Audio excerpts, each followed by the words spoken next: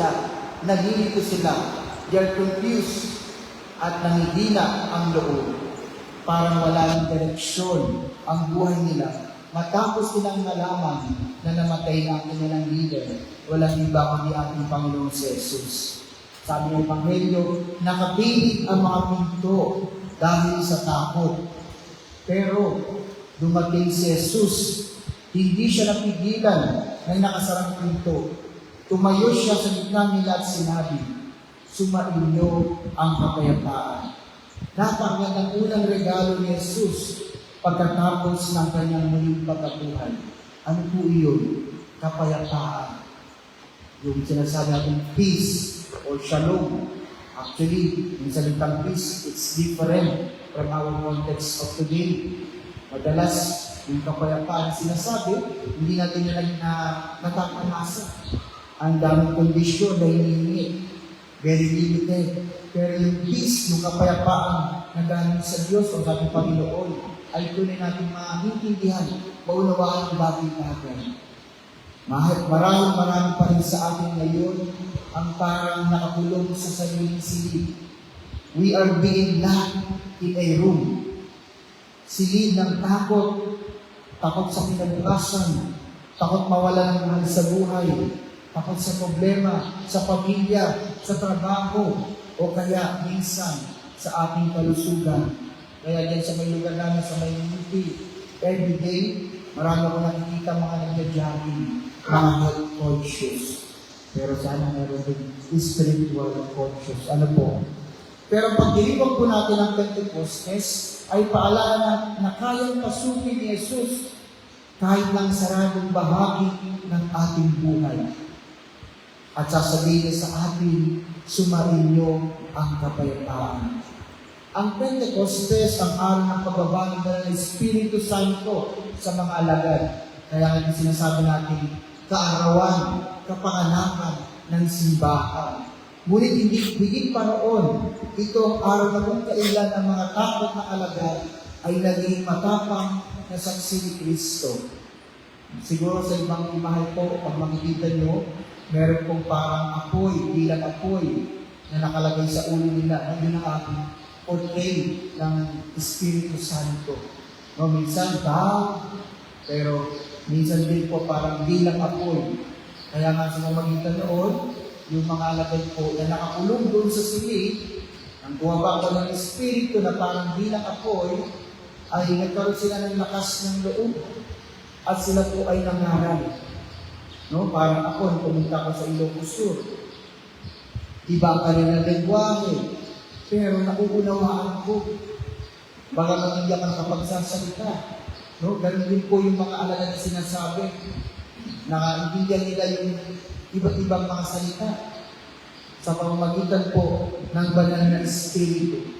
Before the Pentecost, ang mga alagad ay nagtatago. At pagkatapos ng Pentecostes, yung pagbalang Espiritu, sila ngayon ay nagpapahayag ng salita ng Diyos. Ano ba ang nagbago? Hindi naman ang sitwasyon, hindi na walang panganin, na kahit sila ay naluwagan ng Espiritu, the danger is still there. Pero ang nagbago, walang iba, kundi ang kanilang puso. Because the Holy Spirit filled them. Ang banal na Espiritu ang pumuno sa kanilang puso. Kaya nga sinabi ni Jesus, pagkatapos noon, receive the Holy Spirit. Tanggapin ninyo ang Espiritu Santo. Huminga siya sa kanila. Jesus breathed on them. Napakalalim ng simbolong ito. Ang hininga ay tandaan ng buhay. Kung maalala niyo po doon nung creation story, nung nilikha ng Diyos si Adam, at pinihan niya siya ng buhay. God breathed on Adam. Pagkatapos na i-form ng clay, ano yung ginawa ng Diyos Ama? Pinihan niya. Kaya ngayon Adam, or humanity, or Adama, nung nagkaroon ng buhay. At mula doon, lumabas si Eva. Kung si Adam ay humanity sa liputan, si Eva naman ay simbolo ng buhay. Kaya nga po, babae si Eva, siya yung magsisilang, siya yung magbibigay ng buhay.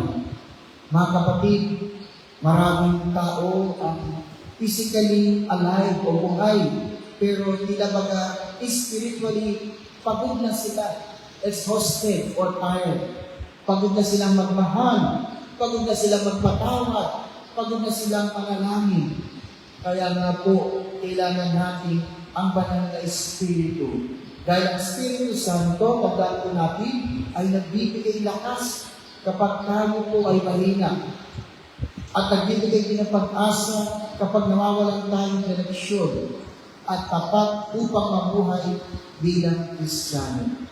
Minsan, hinihiling natin na, Lord, baguhin mo ang mundo. Pero baka ang unang gustong baguhin ng Diyos ay tayo. Not from outside, kundi tayo mismo. Kaya naman sana tayo ay patuloy na humingi ng gabay sa banal na Espiritu. Kaya naman ang Pentecostes ay hindi lang isang selebrasyon. Ito po ay isang way o pamamaraan for transformation. We just celebrate the Pentecost. Anong sunod? Kung hindi, it's an invitation for us for a transformation. Kaya makikita niyo po, no? Actually, ang mga charismatic na group, kaya po ng El Shaddai, other group, the Feast, no? Sila po ay bunga ng banal na Espiritu. Yung kanila po mga leader ay nalulugan ng Espiritu, kaya naman, they organize a group, hindi po church, a group, no? To, para i-celebrate nila ang salita ng Diyos. Kaya kapag tunay na kumikilos ang Espiritu sa atin, tandaan po natin, nagiging mapagpatawad tayo. Hindi po ba? At nagiging mapagkumbaba. At mas marunong laging makinig.